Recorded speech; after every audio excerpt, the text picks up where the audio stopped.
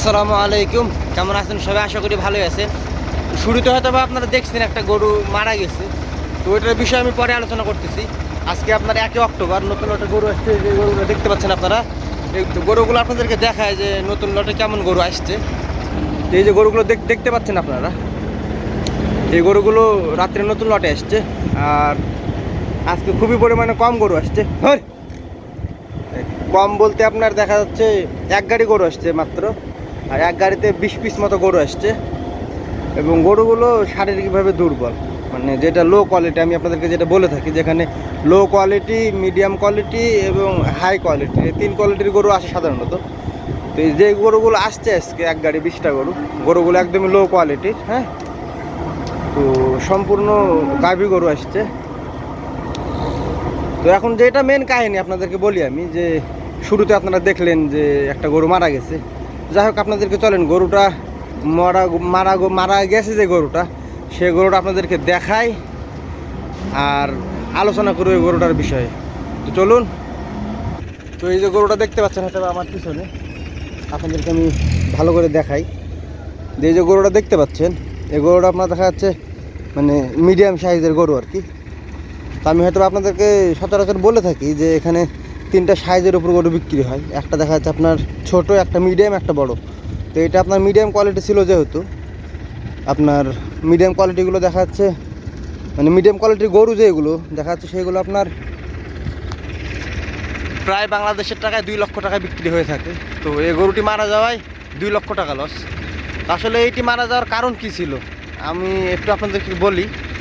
যে এখন গত 2 দিন, মানে আজ গতকাল, গরমের পরিমাণটা একটু পরিমাণে বাড়ছে সৌদি আরবে। তো আপনার গরমের যে সিজন, এই সিজনে দেখা যাচ্ছে একটা বড় গাড়িতে গরু আসে আপনার 15, 16, 17টা। আর যখন একটু আবহাওয়াটা ঠান্ডা থাকে তখন দেখা যাচ্ছে 20টা, 21টা, 22টা এইরকম করে গরু আসে। তো যেহেতু 2 দিন ধরে একটু গরমের পরিমাণটা বেশি, আর রাত্রের নতুন লটে যে গরুগুলো আসছে 1 গাড়িতে আপনার দেখা যাচ্ছে 20 পিস লোড করছিল। তো আমার মনে হয় যে অতিরিক্ত গরমের কারণে এই গরুটা স্টক করছে আর কি। আর দ্বিতীয় হয়তো বা কারণ আরেকটা হতে পারে, সেটা হচ্ছে আপনার গরুটা হয়তো বা শারীরিকভাবে দুর্বল ছিল। যে কোম্পানি থেকে আমার গরুর খামারে গরুগুলো আসছে, অথবা ওই কোম্পানিতে আপনার লোড করছে, লোড করার সময় এই বিষয়টা খেয়াল করে না যে গরুটা শারীরিকভাবে দুর্বল ছিল। বা এমন হয়েছে আপনার যে দেখা যাচ্ছে গরুটা গাড়িতে লোড করছে, শারীরিকভাবে দুর্বল ছিল। আর হ্যাঁ, আরেকটা কথা বলে রাখি, যে কোম্পানি থেকে আমার এই খামারে গরুগুলো আসে আর কি, এটা দেখা যাচ্ছে অনেকটা রাস্তা পাড়ি দিয়ে আসতে হয়। হ্যাঁ, প্রায় দেখা যাচ্ছে 300, 350 কিলোমিটার বা 400 কিলোমিটার রাস্তা মতো হবে।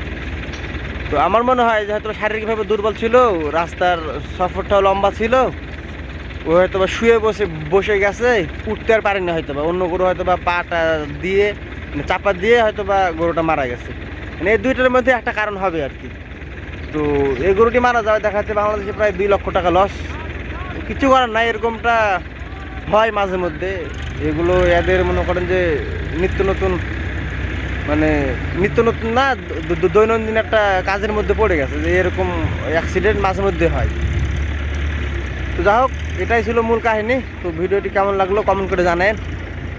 আর আমার এই চ্যানেলে নতুন হয়ে থাকলে চ্যানেলটি সাবস্ক্রাইব করে দিন, এবং ফেসবুক পেজ থেকে দেখলে পেজটি ফলো করে দিতে পাশে থেকে। তো আজকের মতো বিদায় নিচ্ছি। আল্লাহ হাফিজ।